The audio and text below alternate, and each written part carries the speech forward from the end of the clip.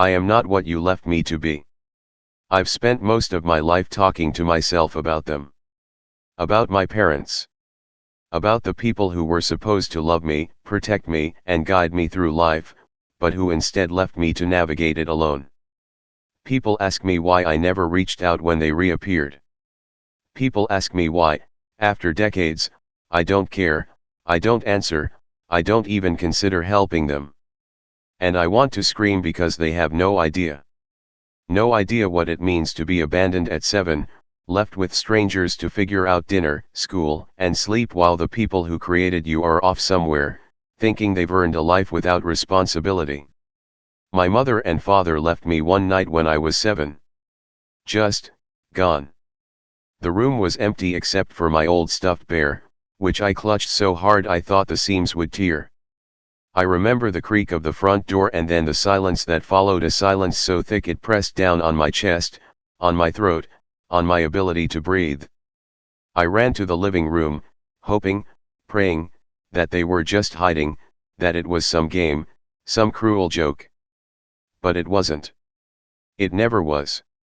I was left with my grandmother, an aging woman with her own aches and her own limits, who did her best, but could never be what they had abandoned me to become. She fed me, made sure I went to school, bought me clothes patched with love and care, but she wasn't them. She didn't hold me the way I wanted to be held. She didn't soothe the nights filled with nightmares, the panic of waking alone, the endless questions in my 7-year-old mind. Why am I not enough? Why didn't they stay? What did I do wrong? I grew up fast. Maybe too fast. There's something about being abandoned as a child that splits your soul in half, one part desperate for the love you never got, the other part hardening so you can survive without it. I learned to read people, to anticipate betrayal before it happened, to distrust affection before I was even aware it existed. And as I grew, I realized that my parents' absence wasn't a one-time thing, it became a shadow that stretched over every birthday, every holiday, every minor or major life event. I remember my first day of high school, standing at the gates in my too large uniform, wishing more than anything that they were there. I wanted to see their faces, hear their encouragement, feel the safety of knowing they were watching over me. And I realized then, with the painful clarity only a lonely child can feel, that they had chosen a life without me. And that choice, as trivial as they might have thought it was, became my reality. Years passed. I survived. I thrived. But I did it alone, because I had no choice.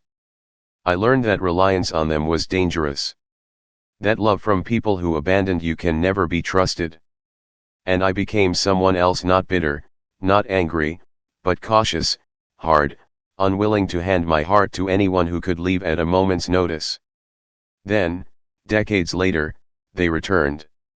Not just in my imagination, not just in memories or the aching voids they left, but in letters. They wrote, apologizing, confessing, begging. They were old now, frail, desperate, with illnesses and debts and regrets. And they wanted me. They wanted my help. They wanted my forgiveness. They expected me to step in, to fix what they had broken, to give them a place in my life after a lifetime of absence. I read those letters and I wept, but not for them. I wept for the 7-year-old boy who sat in the dark, waiting for someone who would never come. I wept for the child I had to become to survive, the young man who learned to be independent because no one else would teach him how. I wept for the life that was stolen, for the love that was denied, and for the audacity of people who thought decades of absence could be erased by trembling words on paper. I didn't answer. I didn't call.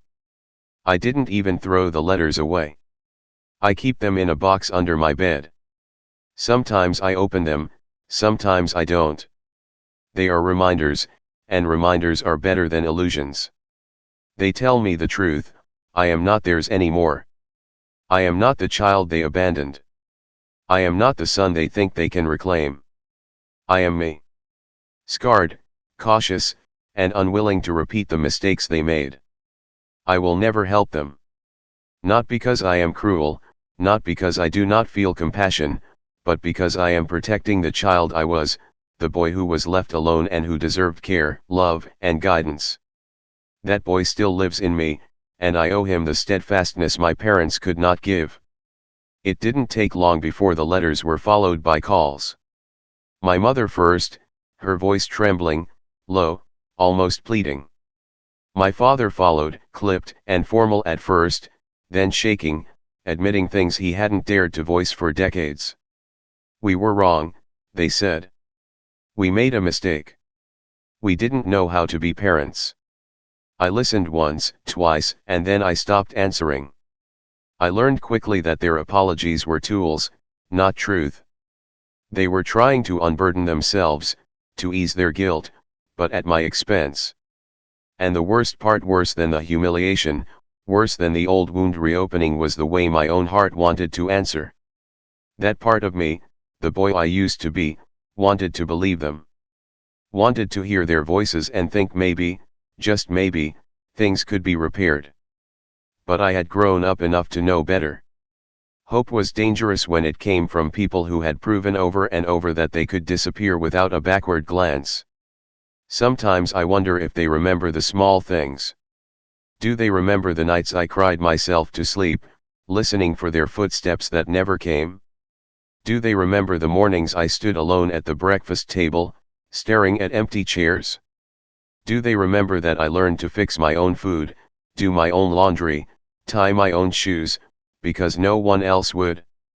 Or have they erased all that from memory because it doesn't serve the story they now want to tell? I became a man who did not trust easily. Who measured every word, every promise, every gesture. My friends sometimes tell me I am cold, distant.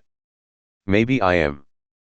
But it is the armor I built from years of absence, from nights spent imagining my parents returning only to realize the space in my life they left could never be filled by words alone.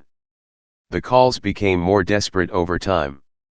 My mother's voice would crack mid-sentence, tears spilling into every word, every syllable. My father, whose pride had always been a wall, began to sound smaller with each attempt, older, frilier, desperate for someone to rescue them from a life of consequences. And still, I did not answer. One evening, I held my phone in my hand for nearly an hour before letting it fall to the table. Their voicemails were full of requests, help with bills, with appointments, with doctors. They spoke of illness, loneliness, regrets too heavy to carry alone. I felt nothing toward them but the faintest flicker of pity, and even that was carefully contained, filtered through decades of self-preservation. Because pity can't repair what was broken. Pity cannot heal a child left alone in the dark, waiting for parents who never returned. I learned that survival is not a gentle thing. It is not forgiving. It is a series of boundaries, of decisions that protect you from pain that could have destroyed you as a child. And I learned that helping the people who abandoned you is not kindness. It is danger. It is a risk of repeating history. It is the temptation to let yourself be hurt again by the same people, by the same choices. I've built my life around this understanding. Every relationship I have, every trust one extend, every love I accept is measured against the past. And my parents, when they returned decades later, reminded me why I had to be vigilant. Their presence, their desperation, their expectation of me to fix what they broke, it was an intrusion. A demand that I erase 30 years of memory, of trauma, of self-protection. And I could not. I would not. Sometimes I imagine facing them, sitting them down, telling them everything, the nights I cried, the meals I cooked alone, the birthdays they missed, the doctor's visits for illnesses that scared me because no one was there to explain them. I imagine their faces falling, realizing fully the weight of what they lost and what they had taken from me. But I don't do it. Not because I am cruel, but because some truths cannot be spoken without opening old wounds in myself that I have fought so hard to heal. So I continue to live my life, separate from them, stronger than I might have been if they had stayed, scarred in ways they cannot understand, unbroken only because I learned early to rely on no one but myself. And still, I carry the memory of abandonment with me, not as hatred, but as truth. The truth that they left me, and that some things, once broken, cannot be repaired. Then they came in person. Not together, not formally, but one at a time, stepping into my life as if the decades of absence could be erased by their presence. My mother first. She rang the doorbell one cold morning, basket in hand, eyes wide and pleading. "I just want to talk," she said. "I just want a chance to explain." I let her stand there. I didn't answer at first. I didn't move. I watched her frown, the way the light caught the fine lines on her face, and I realized she had aged while I had been growing up, surviving, thriving. But the years of absence could not be made up in a morning visit, in a single apology. She begged, then cried, then pleaded again. And every word she spoke echoed decades of what I had learned, that some people are only capable of considering themselves. That love can be conditional. That forgiveness is not a gift owed to the guilty. I did not speak. I did not cry. I did not let her see how deeply her abandonment had wounded me, how much it still hurt, how it had shaped the man I had become.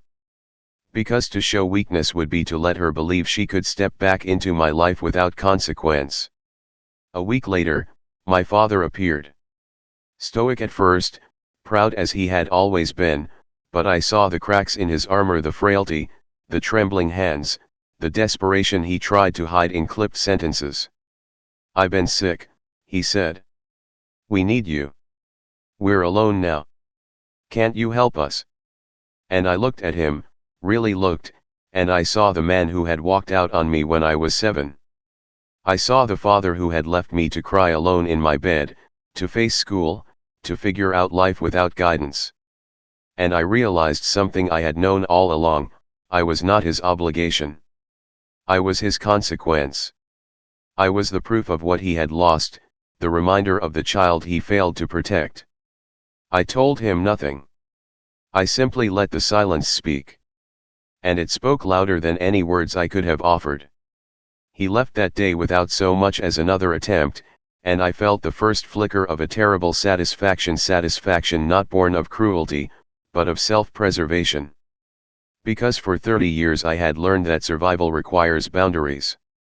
That some doors, once closed, must remain closed to keep the heart intact. They did not stop trying, of course.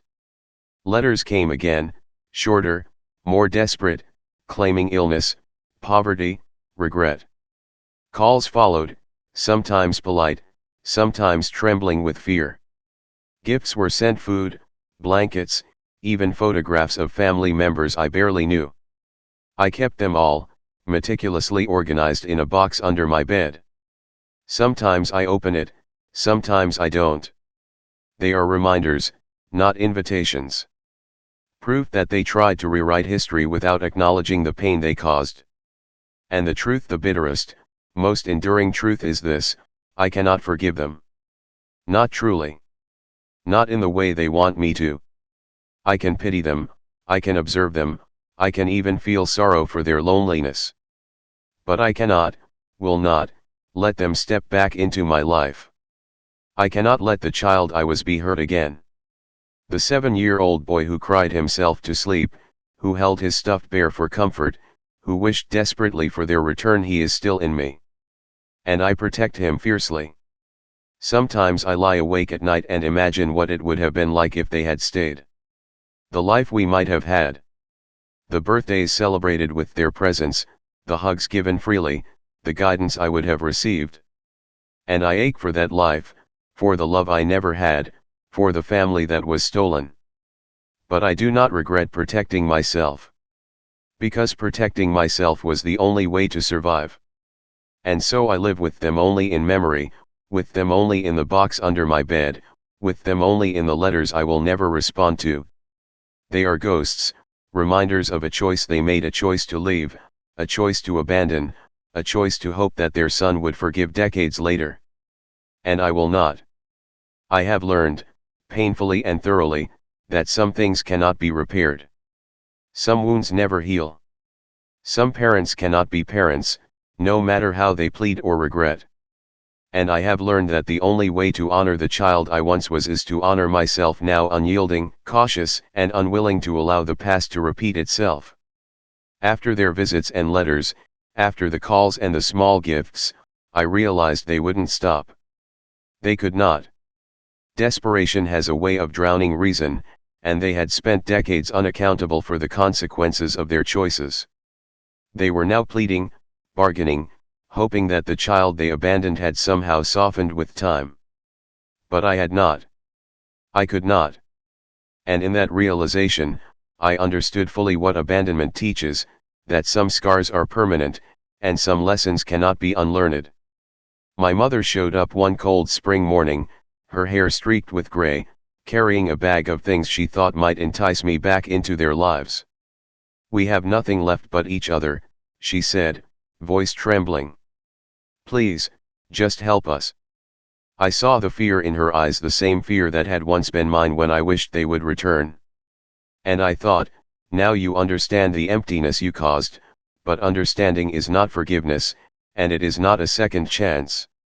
My father arrived later that same week, stooped with age and illness, leaning on a cane, his pride diminished by the passing years.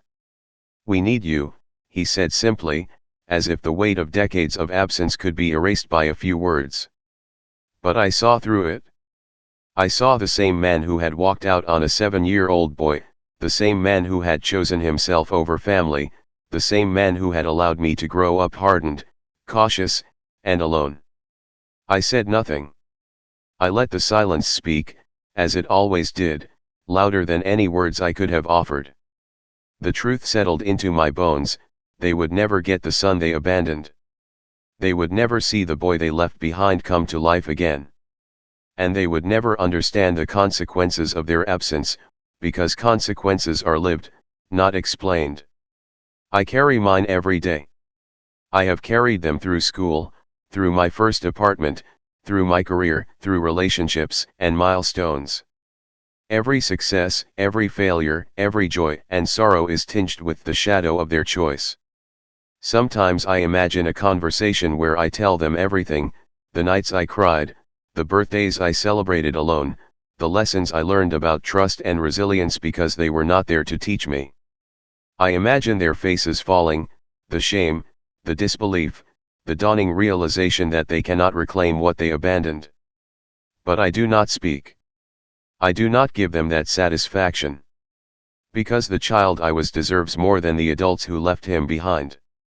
He deserves safety, love, and a life built without the risk of repeated betrayal. And so I do nothing. Not out of cruelty, not out of malice, but out of survival. I have survived them, and that survival is my triumph, my shield, my inheritance. They will age. They will falter. They will need care. But they will not receive it from me. My life, my boundaries, my self-respect, they are not theirs to claim. I remember my grandmother, who raised me when they could not: "You are not responsible for what they refuse to do. You are not theirs. You are your own." Her voice, gentle but firm, echoes through every decision I make. And in honoring her memory, I honor the child who was left, the boy who needed protection, and the man who refuses to hand over his life to the people who abandoned him. Even now, decades later, there is an ache that cannot be erased: the ache of what could have been, the life that might have been shared, the love that might have been given. But there is also clarity: I am not the child they abandoned. I am the adult who survived.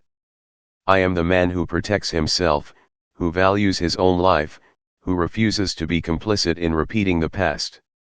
And that, I think, is the only justice I can grant myself. Time passed. Decades, really, and they eventually stopped trying, or perhaps their bodies and minds finally could not muster the strength to persist. I never knew if they gave up, if illness or age finally humbled them to the impossibility of rewriting the past. It did not matter. By then, the years of absence had already defined the shape of my life. Their return, their desperation, even their regrets, they could not undo the child I once was, the boy who cried in darkness, the child who learned early that survival required solitude, resilience, and boundaries. I am older now. I carry the echoes of abandonment in everything I do. Some nights, I dream of them, not as parents but as shadows, figures who once had a place in my life and chose not to occupy it. I feel sorrow, yes. Sorrow for what I never had, for the guidance, care, and love they could have given. Sorrow for the childhood I was forced to reconstruct, piece by piece, without their presence. But I do not feel regret. I cannot. I did what I needed to survive, and survival was not dependent on their approval or forgiveness. There is a strange kind of justice in the distance I have maintained. They sought me when it suited them, when their weakness, age, and fear made them desperate for my presence. But I remained steadfast, unwavering. Not out of cruelty, but out of the recognition that their absence had consequences. And I refused to be the one to erase those consequences for their comfort. I refused to give them the redemption they had never earned. Sometimes I think about the boy I once was. He would have opened the door. He would have forgiven too easily. He would have believed in promises that could not be kept. But that boy no longer exists. The man who stands here now, decades later, is built from scars, from lessons learned too young, from nights of solitude that forged resilience stronger than any presence could have provided. I owe him protection, not exposure. I owe him boundaries, not reconciliation. And in this, there is the bitterest truth: my parents' regrets mean nothing to me. They will age, they will falter, they will pass into the silence of life, carrying remorse they cannot undo. And I will continue, not as a son for them, but as a survivor of their choices. Their absence shaped me, but it did not destroy me. My life is mine, built from the ruins they left behind, hardened by lessons they refused to teach, and tempered by the knowledge that some love is not owed, it is earned. I have learned to accept the bittersweet complexity of survival. I have learned that grief and strength can coexist, that sorrow can sharpen the mind and steel the heart. I have learned that some people will never change, and that protecting oneself is sometimes the only form of justice. I have learned that the child I once was deserves the life I have created, free from the whims of those who abandoned him. And so I live with their memory, with the knowledge of their absence, and with the unwavering certainty that I am not the son they left behind. I am the man who survived. I am the man who endured. I am the man who refuses to allow their choices to dictate the rest of my life. And in that refusal, in that steadfast survival, I find the quiet triumph that they will never know, the triumph of a child abandoned, who became whole despite everything.